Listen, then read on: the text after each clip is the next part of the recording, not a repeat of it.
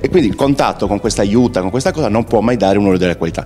Già da 5 anni questi sistemi in Sardegna non vengono più utilizzati. Ecco. Senti, una curiosità, ho visto che lì dentro, vediamo un po' se si riesce a farlo vedere da qua, ecco, questi sono originali questi pezzi? Sì, sono tutti dei recipienti che si usavano prima per trasportare l'olio. Naturalmente adesso le damigianette e cose non si usano più, anche non si usano più le misure. Questo era quello che misurava? Sì, giusto? per 10 litri. Cioè questo poi è una storia un po' particolare, che è stato usato praticamente niente, perché vedete c'è un segnetto lì, sì. Quello indicava i 10 litri, quindi per vendere 10 litri d'olio bisognava riempirlo sino a quel segno. Invece la gente, siccome lo vedeva che lo voleva pieno, e quindi ogni volta c'è una discussione di mio padre che dice guarda che è il segno dei 10 litri, alla fine l'ha preso, l'ha messo da una parte e non è stato usato. Stavano tutti lì a controllare. Che no, gli diceva che non era il livello, era quello, ma lo volevano. E quindi l'ha eliminato. Vedi, ultimamente abbiamo questi cosi qua che si usavano prima nelle botteghe. Incredibile. Questo possiamo dire anni 50 o no? Sì, questo è stato usato fino agli anni 60. E si andava come eravamo abituati a piccolini andare a comprare il latte sfuso. Adesso me lo ricordo anch'io, io andavo a Pozzuoli a prendere l'olio a Pozzuoli. Vedi come anche tutti i cartelli, ti ricordate i cartelli della... Olio di oliva, è vero. Pensa un po'. Guarda poi le monete guarda, i centesimi di oggi. C'è una colla con i centesimi con ramoscelli di olivo, vedi? È vero, è vero. Vedi, qua c'è la monetina, qua c'è l'ingrandimento. Sfrancos. Sì.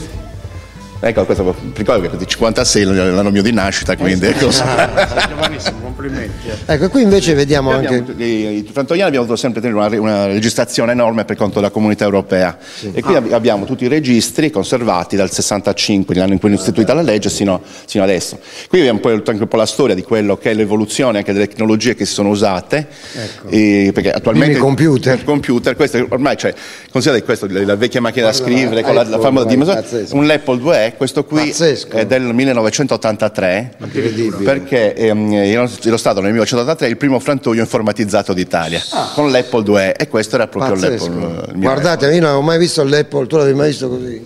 No, assolutamente. Incredibile. Adesso siamo con l'iPhone e l'iPad, però. E questo che mi incuriosisce molto. Lo stesso era una mola piccolina, faceva lo stesso lavoro di quello, però con quantitativi piccolini, cioè uso familiare. Domanda da 100 milioni di dollari, visto che la mia curiosità è esagerata. Ma perché c'è una scala là? Scendiamo. Ah, si può? Sì. Allora andiamo. Marco, non correre. No, io non corro. No, perché se tu rotoli qua ci facciamo male. Ma Damigiano lo fai tu. Pubblicità. Ci fermiamo un istante, c'è la pubblicità. Poi rimanete incollati perché questa è un'altra sorpresa. Meravigliosa!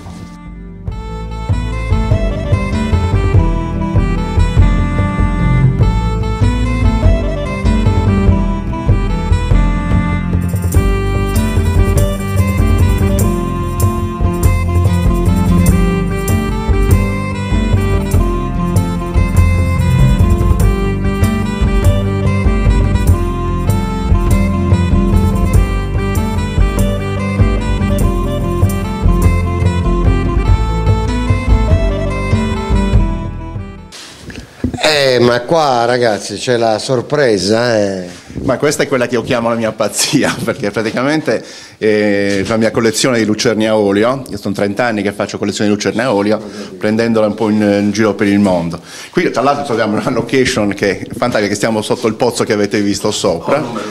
Sì, guarda. E questa era la vecchia cisterna d'acqua. La cisterna d'acqua che serviva per la villa, da quei tubi usciva l'acqua piovana e veniva pescata poi da qui sopra. Che meraviglia, amici da casa. Ma tutte le lucerne che partiamo dal 1500 a.C. fino al secolo scorso. La più vecchia qual è? Le più vecchie ce l'abbiamo qua. Questa viene dall'Afghanistan.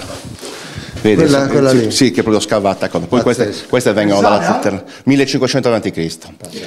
Poi abbiamo delle più moderne, queste che siamo canale, queste sono quelle più diffuse. Queste sono quelle giù dell'età del bronzo. Periodo... Vedi, molto particolari, abbiamo queste qua anche. Queste qua vengono dal Nord Africa, una lampada romana con una scena erotica raffigurata sopra. Pensa a te. Poi qui abbiamo cose molto carine.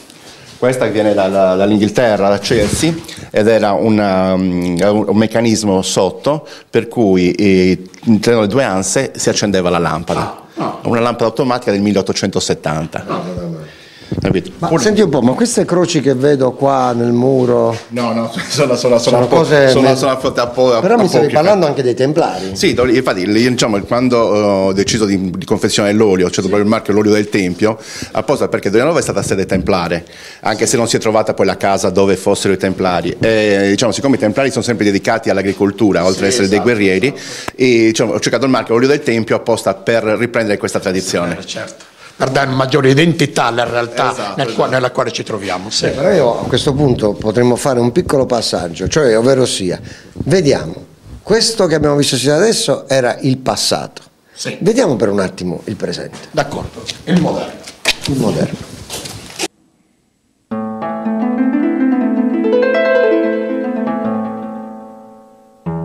Non sono tutti uguali.